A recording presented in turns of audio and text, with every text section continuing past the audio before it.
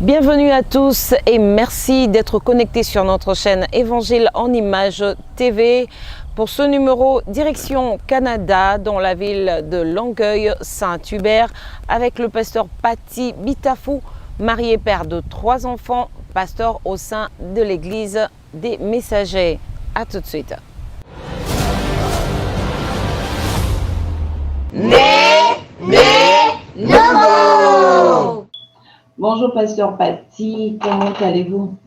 Oui, je vais très bien, ma sœur. Vous-même, vous allez bien aussi? Oui, Dieu fait grâce, merci. Nous sommes contents de vous recevoir dans cette émission. Et comme vous le savez, nous aimerions connaître alors comment est-ce que le pasteur Paty a reçu Christ comme Seigneur et Sauveur dans sa vie. Merci pour la question, ma sœur. Donc, je vais aller droit au but. D'abord, je tenais à vous remercier d'avoir bien voulu me faire participer à ce programme, en espérant que ma petite expérience peut être une contribution dans l'œuvre du Seigneur. En tout cas, merci pour cette marque de confiance et pour cette considération envers ma modeste personne.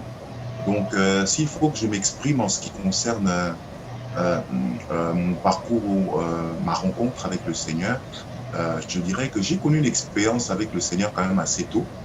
Donc, très jeune déjà, le Seigneur m'a appelé. J'avais environ 14 ans quand j'ai reçu l'appel du Seigneur par une prédication. Mon frère m'avait invité de venir à l'église pour pouvoir écouter la parole de Dieu dans une église qui s'appelle l'église des Messagers au Congo, en Afrique, précisément dans la commune de Galiema.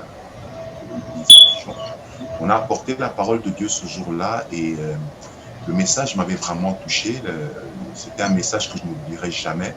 On a parlé sur le semeur qui avait apporté la sémence sur la terre fertile, sur le sol, sur le caillou et sur les épines.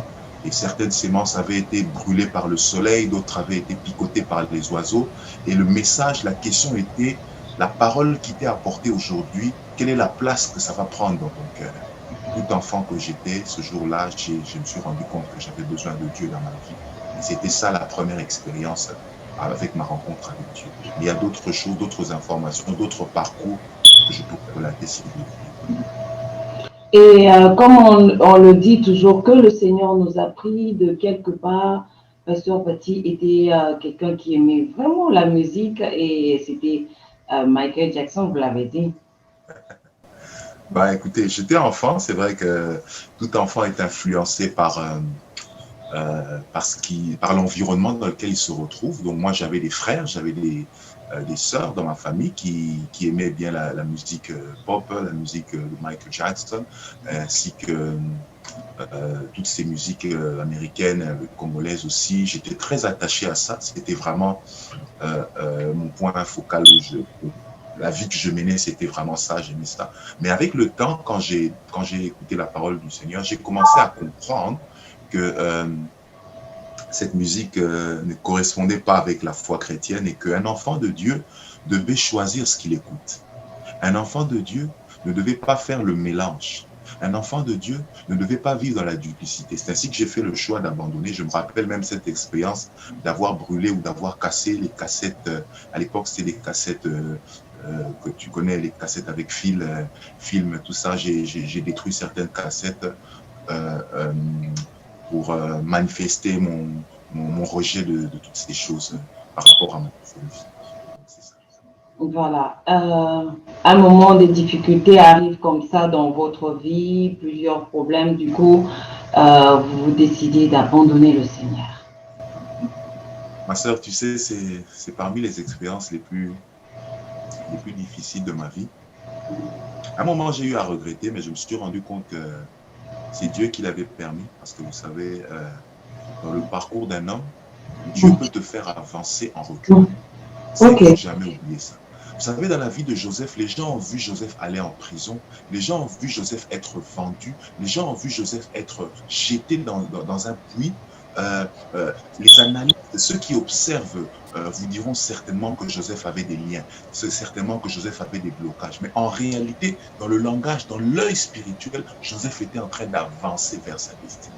Je veux dire à quel quelqu'un qui nous suit, qu'il peut t'arriver dans la vie que tu connaisses des moments difficiles. Tu as comme l'impression que tu es en train de sombrer. Mais c'est dans ce trou-là que Dieu est en train de travailler pour t'utiliser et pour, comment dirais-je, te faire atteindre ta destinée. Et j'aimerais dire, c'est aussi l'expérience que j'ai vécue pendant ces quelques années. Je dirais que c'est environ 2 années et demie. Honnêtement, je ne peux pas vous donner les dates, mais parce que j'ai été rétrograde à partir de 1995. Je n'aimais plus, je chantais à la chorale, je ne voulais plus aller chanter à la chorale. Je voulais aller jouer au basket. Je voulais aller être avec les amis du quartier. Un ami venait des États-Unis, il avait emmené des ballons de basket, il avait emmené tout plein de choses. Nous étions tous ensemble avec, nous étions emportés.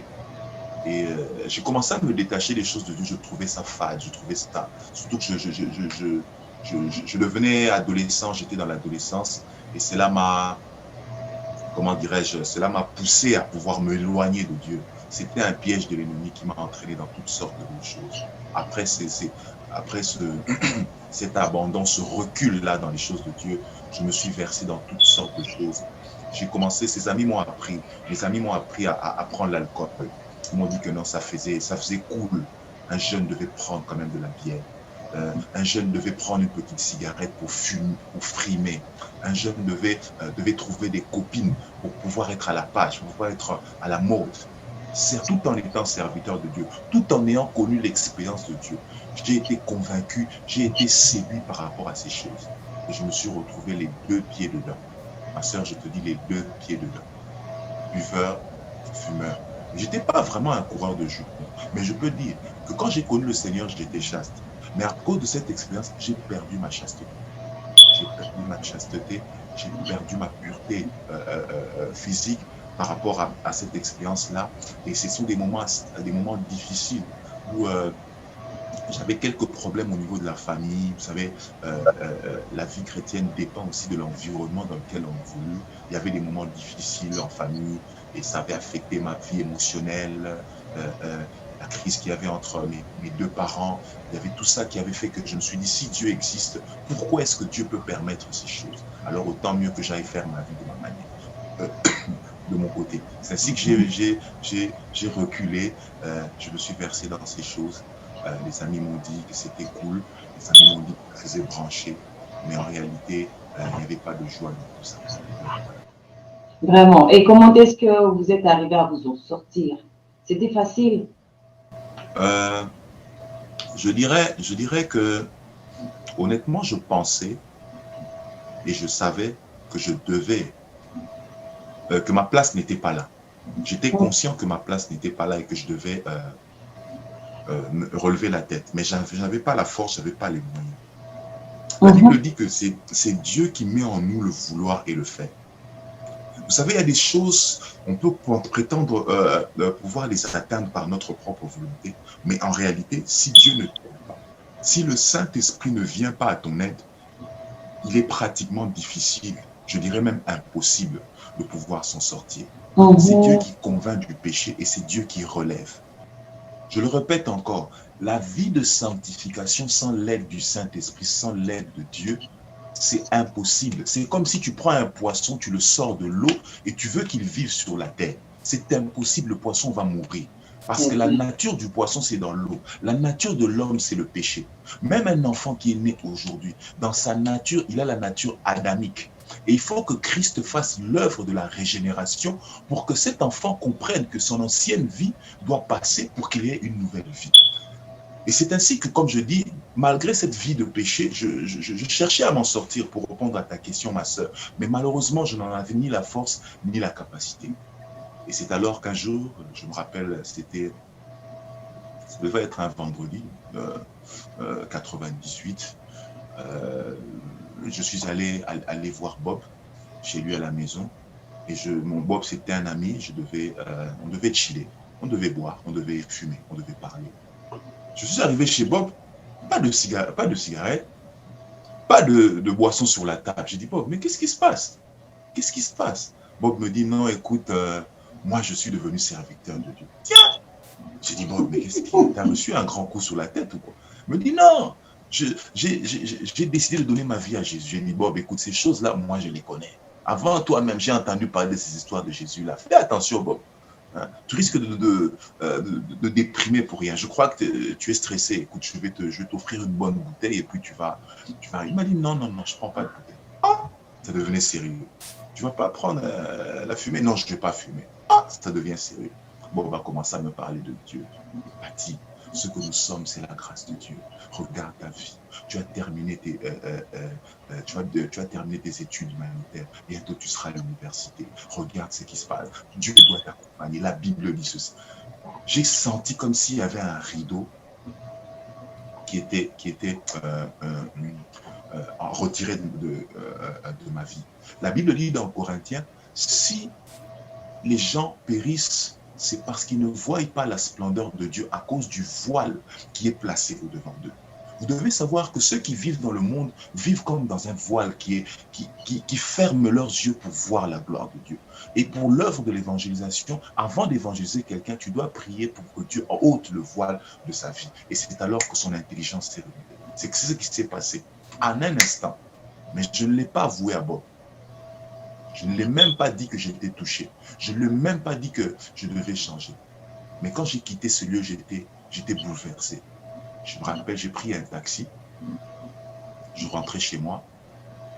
Et la chanson de Matou Samuel jouait dans... ça venait à peine de sortir, je crois. Qui est Yesu. Osala, moi, nananzambe, kese. Je ne suis pas un bon chanteur. Ça jouait dans le taxi. Namela qui...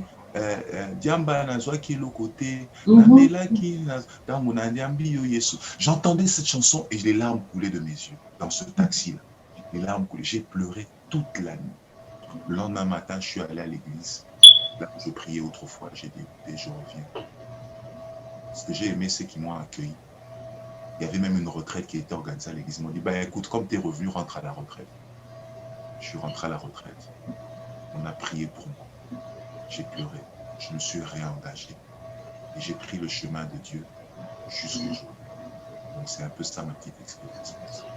Gloire à Jésus. Dans votre histoire, Pasteur Pati, avant même de passer par les eaux du baptême, vous avez été baptisé du Saint-Esprit et ça nous intéresse.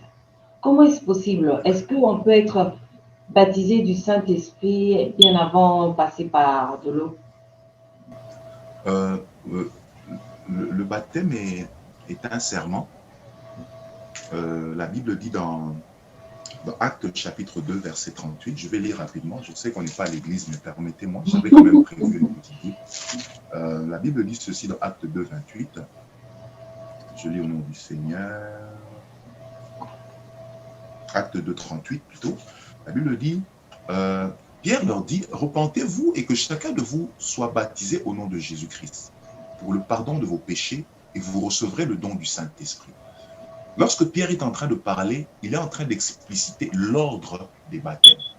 Pierre est en train de dire, croyez au Seigneur, soyez baptisés d'eau d'abord et après avoir été baptisés d'eau, vous recevrez le don du Saint-Esprit qui veut dire le baptême du Saint-Esprit. Ça, c'est l'ordre que Pierre a explicité ici. Mais vous allez voir qu'avec l'expérience biblique, il y a plusieurs personnes qui ont connu comment dirais-je, ce bouleversement d'ordre. En d'autres termes, qu'est-ce que je vais dire par là? En fait, ça dépend de la volonté de Dieu. Être baptisé d'eau avant d'être baptisé du Saint-Esprit ou être baptisé du Saint-Esprit avant d'être baptisé d'eau. Ça dépend de la volonté de Dieu. Il y a un texte biblique que je vais lire toujours dans le livre de Actes, chapitre 10, verset 43. La Bible dit, Acte 10, 43, je vais aller rapidement, je sais qu'on n'a pas beaucoup de temps. La Bible dit ceci, comme Pierre prononçait encore ces mots, le Saint-Esprit descendit sur tous ceux qui écoutaient la parole. Tous les fidèles circoncis qui étaient venus avec Pierre furent étonnés de ce que le don du Saint-Esprit était aussi répandu sur les païens. Suivez-moi bien. Car ils les entendaient parler en langue, glorifier Dieu. Maintenant, regardez là où ça devient intéressant, verset 47. Alors Pierre dit, peut-on refuser le baptême Peut-on refuser l'eau du baptême à ceux qui ont reçu le Saint-Esprit aussi, bien que nous, il leur donna qu'ils fussent baptisés au nom du Seigneur, sur quoi ils prièrent de rester quelques jours après eux. Voilà une expérience où l'apôtre Pierre est en train de prêcher Christ chez Corneille. C'est ça l'histoire. Et c'est alors qu'il a retrouvé un groupe de païens. Après avoir apporté la parole du Seigneur, ils ont reçu le Saint-Esprit, le baptême du Saint-Esprit. La Bible dit ici qu'ils ont commencé à parler en langue. C'est écrit ici. Et les gens étaient même étonnés. Et c'est alors que Pierre a dit, est-ce qu'on va refuser à ces gens d'être baptisés d'eau? C'est l'expérience que nous avons connue. Il est possible de pouvoir être baptisé. C'est la souveraineté de Dieu. Il y a des gens, le premier jour qu'il est venu à l'église, la parole l'a touché, on a fait l'appel, il est passé devant, Dieu le touche, il reçoit le baptême du Saint-Esprit et le don du Saint-Esprit. Quelques jours plus tard, on l'encadre, on le baptise d'eau et il est sauvé. Donc voilà un peu l'expérience que j'allais apporter. Je ne sais pas si vous êtes convaincu. Non, ça va, je suis convaincue. Merci pour cette précision, pasteur. Le fait de recevoir Christ dans votre vie, on peut le constater que ça vous a apporté que du bonheur, n'est-ce pas vrai? Oh, wow. Ma sœur, je ne sais pas sans Christ ce que je serais devenu. L'allure que prenait ma vie, si je dois te donner une réponse, c'est juste, je vais juste comparer la qualité de vie que mènent mes amis qui étaient restés dans le monde jusqu'aujourd'hui. J'en ai qui sont devenus pères sans être mariés, mais simplement pères de plusieurs femmes. Ce sont déjà des complications dans la vie. Il y a des gens qui ont perdu leur jeunesse. Je me rappelle, il y avait un ami avec un ami que je fréquentais à l'école. Moi, j'ai étudié à l'école Les Flamboyants. C'était au Congo. Un ami est mort empoisonné dans un verre de bière. On l'a empoisonné. Si jeune. Je me rappelle que, je ne vais pas citer son nom pour éviter de... Je me rappelle qu'il n'avait même pas 25. Il n'avait même pas 25 ans. Il n'avait même pas... Je crois on était aux alentours de... Moi, je servais déjà Dieu. On avait 22 ou 23 ans.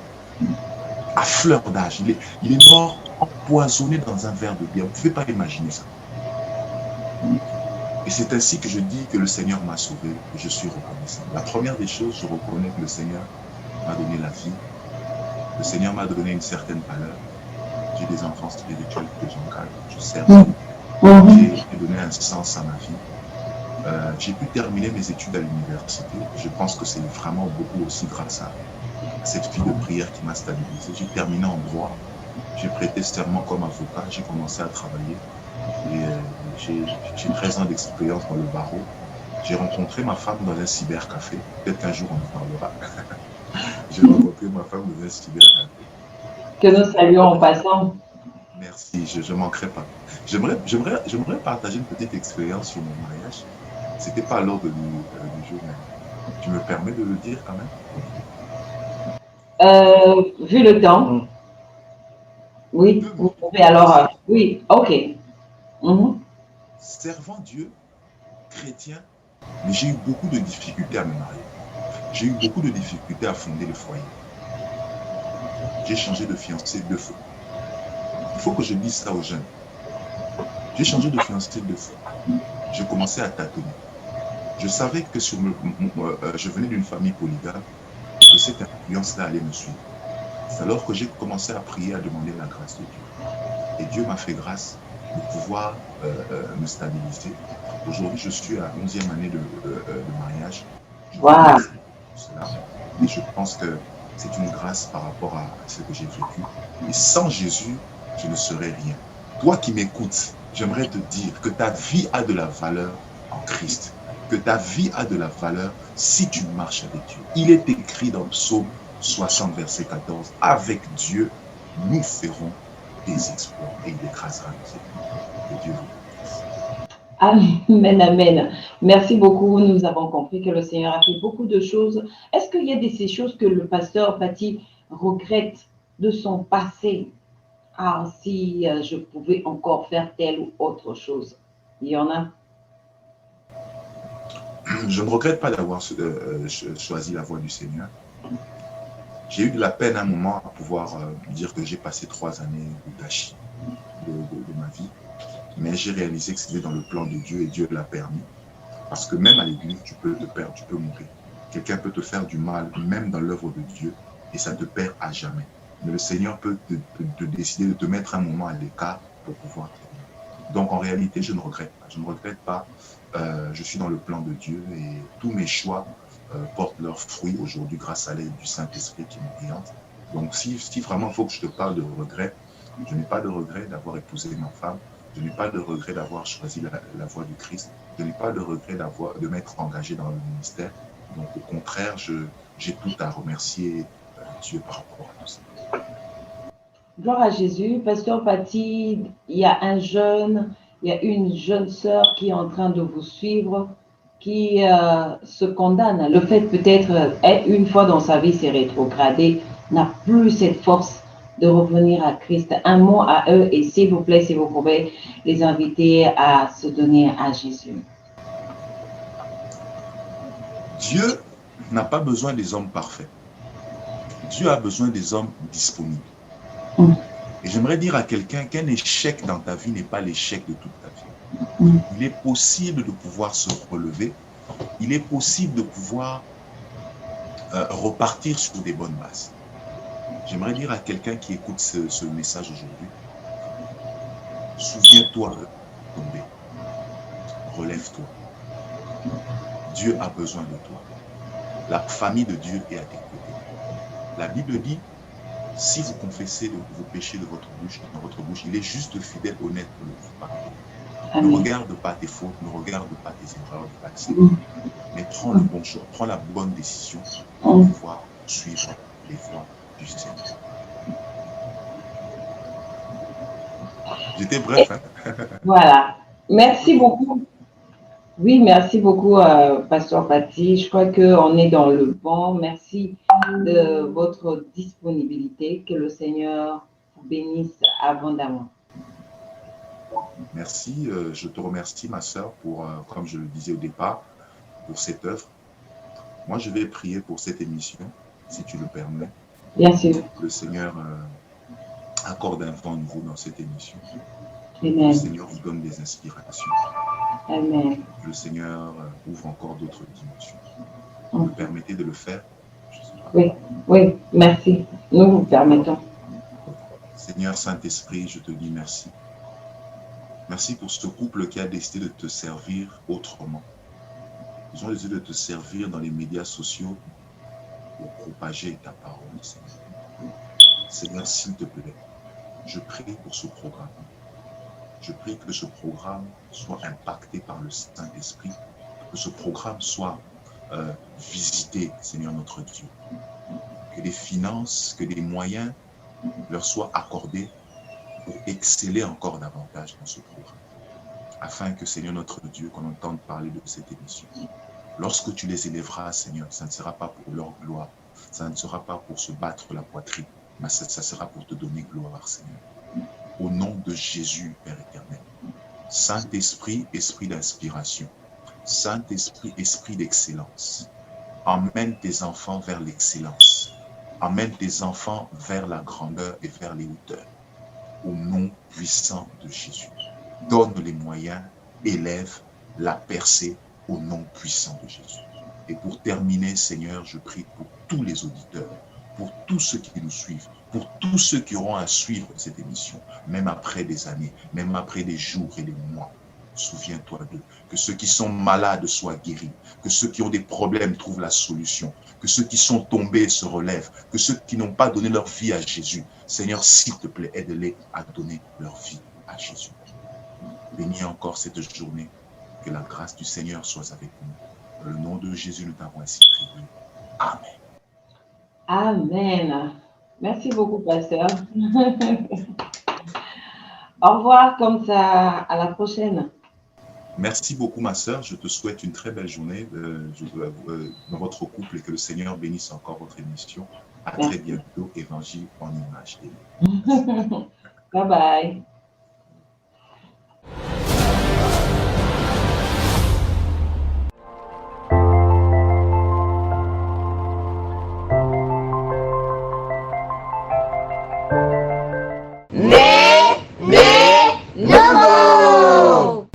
Il t'est arrivé une fois dans ta vie d'être rétrograde, peut-être que vous l'êtes en ce moment et ce témoignage est pour vous afin de vous encourager, de vous relever une fois de plus car le Seigneur a besoin de vous.